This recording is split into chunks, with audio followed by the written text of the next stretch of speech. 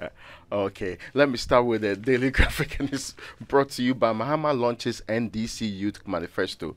Promises to create more jobs. That's the biggest story on the front page there. And Kolebu secures 30 new dialysis machines. And this is good news. Oh, yeah. Hopefully it will improve renal health care in the Republic of Ghana. And It will improve access, yes, not cost, because the consumables will still have to be bought, but the access will be improved, and that in itself will save lives. yeah, but if the NHI plan is still in place for most of these people accessing them, except that we have not spread out these dialysis machines across the country well enough. So they are really, really, like most of the problems in this republic, concentrated in the central points of Greater Accra, Ashanti, and most of these capital towns. Yeah. I still think that the NHIA can fund all renal patients' dialysis. I think that whole, up to 18 years and above 60 years thing is not the best way to go. Because if we make payments, and I just don't get it, if we make payments due the NHIA to the NHIA, they can take care of these things. And the last time I met That I agree perfectly. the last time I met Dr. Abaji Da Costa, he said, "Oh, we tried," and I said to him, "Dr. Abaji Da Costa, how much is your training and conferencing budget? You can, if you want to do it." And so, look, let all of us get onto an advocacy that must ensure that you collect money for healthcare, health insurance. That one too, you don't want to release it. I asked the deputy finance minister this question. He says he has not seen the proposal. I said, no, but why do you need a proposal Why do you need a proposal? from the NHI to do with this? No, one? why do you need a proposal? What is the point of the thing you are collecting? You collect revenue. What is it for? As an institution. Yeah, and you want a proposal. Yeah, so hopefully, well, anyway, we can get well. But You have capped the thing. Yes, but You have capped the thing so that you can use some for whatever you like. What is left to you are the one determining when to release it. What else would you do with it apart from release it?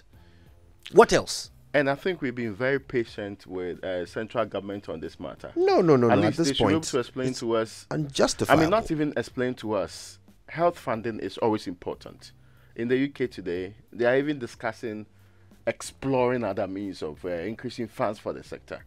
We should be doing the same thing rather than reducing it and complaining later on that we cannot take care of things that are important.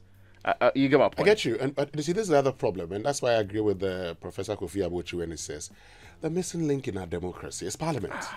The problem is that if the finance minister comes to Parliament with a formula and refuses to go according to that formula, Parliament should be hauling him before Parliament and actually dealing with it.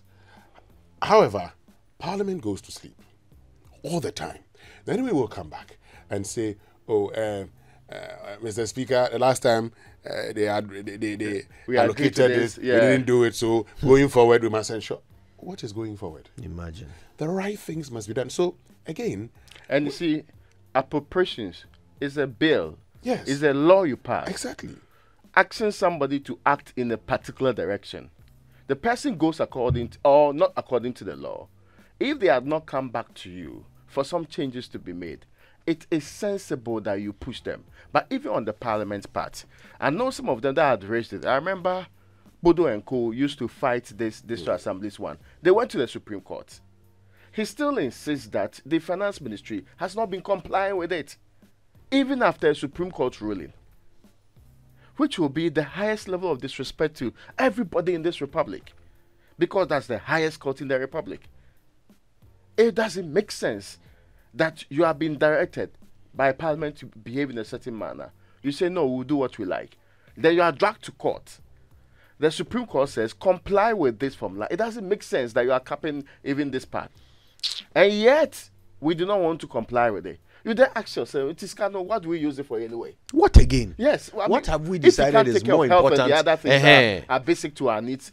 What do we use the money for? Honestly. Anyway. But Mahama, you want to the NDC Youth Manifesto? Yes. You want to talk about NDC Youth Manifesto? Yes, I've heard it. And, okay, so part of the story says they'll create the jobs that young people have been waiting for. And when the jobs are created, no one will be left behind. And it also says that we hope to capitalize on the votes of the youth to return to the presidency. with a focus on inclusivity and equal access. The NDC government would address pressing concerns of unemployment, underemployment, and skills mismatch that had long plagued the youth of the Republic of Ghana.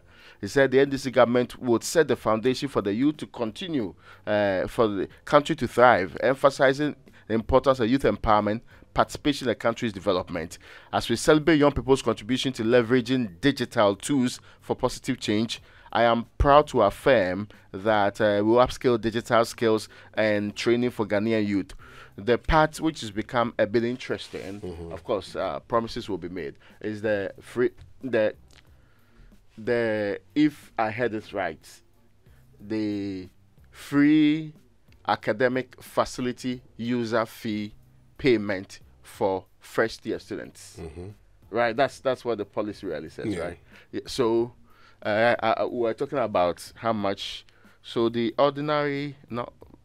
fresh student at Legon who's in the humanities, let's say Bachelor of Arts, would pay, that's for the 2023-2024 academic year, will pay 2,335, but the approved fee is 2,080 plus third-party additions. These third-party additions are SRC Hostel Development Levy, 75th Anniversary Project, 100 cedi for each one, SRC Welfare, 50 cedi, Repro Graphics, so which is also 5 cedi. Let's settle on the 2,000. The 2,000, okay, let's say. Yes, because that's the other one. So the 2,000. No, I have to add that one. Say, academic facility user fee. You can, so 2,300 is the amount of money that the student will pay. This is what's going to be absorbed. So yes, and if you're looking at the number of persons who get into our universities, based on what I have gathered, based on all the analysis that I have seen, looking at about an estimated 125,000 students in public universities. And so I add quickly, this one, they are adding private universities? No. They're not adding private universities? They're not universities. adding private universities. Because I know, yesterday I heard that for Heritage Christian University College, for example, the average that Legon is actually charges, it's the same amount of money that they are. It's between the same 2,500 and 5,000, 4,000 or so. What can I ask just an origin question here? What does the Constitution actually spell out? Which level of education must be free? Free, compulsory, universal basic education, and progressively secondary and tertiary. Okay, so the aim is for tertiary to also become free at some point. And John Mahama says he will start it if he wins. No, he's not saying, see, and we like throwing this word around. The same way that under free SHS, we pretend that everything is covered. But we know that everything is not covered anyway. The same way, for a student going to Legon this morning, or let's say this year, or next year, which month are we in? We're in August. So they'll do the admissions this year. You pay academic facility user fee. But for most students, if you are from Imbura's hometown, you certainly have to pay residential facility user fee. If you are lucky and you get a traditional house, like some of us predominantly had, you're actually going to pay a reasonable amount. If you're not lucky and you get these other hostels and the other places, your walls are deepened and you have difficulties along the line. I hope you get the point. So that is a part of the person's own. But see, personally, we started from a point where, and when I say it, some old men are not excited by it, where our education was so free at the tertiary level that they were giving food, they were giving people who would tend to their rooms and all of that. You want to make reference to the demonstration over sardines? Yes, and there was a time that there's this no bread, no hallelujah demonstration. That in Legon Hall, there was a demonstration over the building of the dining hall, building the chapel instead of the dining hall. But we have come very far. Professor Akila Pasoya not long ago was telling me about how he fought government to be able to provide a single meal for a student, so that they will say, because he realized that some time ago you ate all your meals at table in the dining halls, but his time it was becoming increasingly unreasonable to fund it, but he insisted on providing a single meal for every student.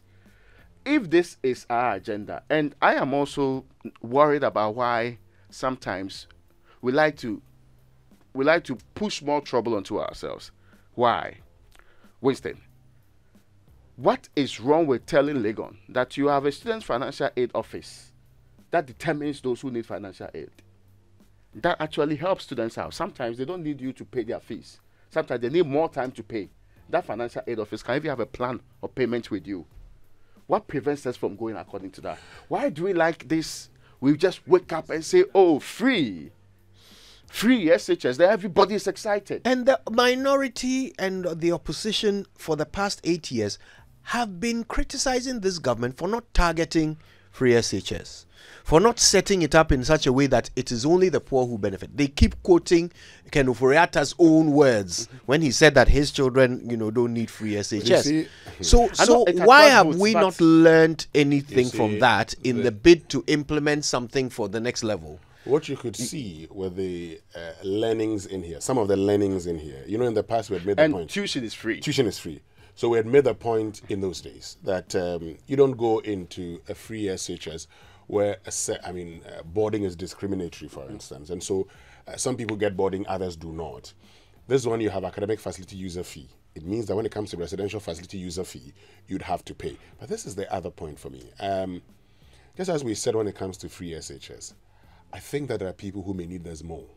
And for those people, they may even need residential facility user fee support. Yes. So let's look at those who need. For someone who is on leave, that person definitely cannot pay his fees when it comes to secondary school, and cannot pay when it comes to tertiary education. Again, the good thing about these things is that we can. Just a second. There was this gentleman, I keep referencing, Mauto Ablo, and so that we know we have done it before. He was Director of Social Protection in this country. He developed what's called the Common Targeting Mechanism. So, as you're saying, if you're on leave, if you're on an indigent selection group in the NHIS, right, you automatically qualify for other things because it is presumed that if you can't fund your feeding, that household ought to be provided education, it ought to be provided healthcare, and all the other things that will make life a bit more comfortable for you. I have no problems with extending that everybody who's coming from a household that's already on this one deserves to be paid for along the line. I cannot understand how people who are funding their children's education elsewhere, who are taking their children on vacations outside this country, should be made to feel like they are being helped in education by being given some of these things. We'll talk more about this. The money could go to expanding how many people get into University of Ghana Medical School.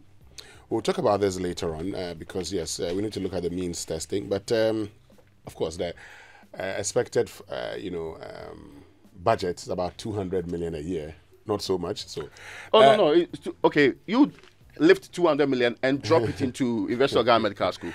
And see the wonders it will do for people. The Ghanaian Times this morning says, commit to anti-corruption issues, coalition demands from political parties. At NDC's Youth Manifesto launch, will create the jobs for you.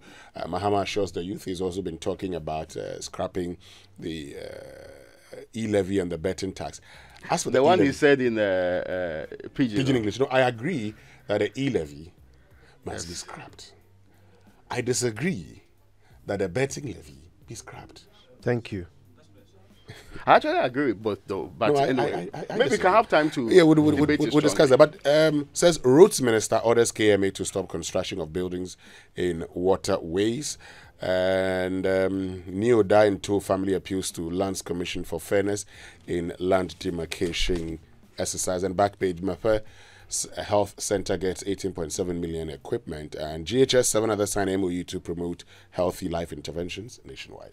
Now, NLA, that's the National Lottery Authority, loses 1 billion to illegal lotto operations. And I also heard during the news that their revenue since 2017 has gone down from about 400 million to 200 million. What's happening there? Which is a massive. They are blaming illegal lotto operations. So the illegal lotto operations have increased. Yeah, so they are devising plans to reverse the trend. That's what NLA is doing. Samuel Oku should concentrate more on dealing with what's happening at the NLA and fixing the problems. Not long ago, they published Center Spread, his achievements in the sector. Apparently, it has not gotten much to do with reversing this trend. So we want to see that change happening there. because this is where we are getting money from. And when in the future Dr. Bawumia removes e-levy and other ones, if yes. And what did I say? When? Okay. Stop threatening violence. Peace Council urges political parties. Move now. Why are you smiling at me like political parties? That's what Peace Council is saying. Stop threatening violence in this country. Anyway, that's also on the front page of the Daily Graphic. Can I quickly run through, guys? Sure, you can. Yes, Bawumia's digitalization agenda is a game changer. This ex-Canadian minister and Tony Peter Clement and Dr. Bawumia on the front page of the paper. And digitalization agenda. I will empower the youth. It's also on the front page here. Mahama's free 1100 policy stokes fire. NPP will win 2024 elections. That is vice presidential candidate or running mate of Dr. Mahmoud Bawumia, Dr. Matthew Opoku-Prempeh on the front page here. Now, the Economy Times this morning says Ghana's gold reserves hits 65 tons. Utility tariff, fuel price, and exchange rate threaten inflation outlook. Of course, we all know this. It comes with a photograph of governor of the Bank of Ghana. But that's why people are in authority. They must fix these things. They mustn't be explaining them to us.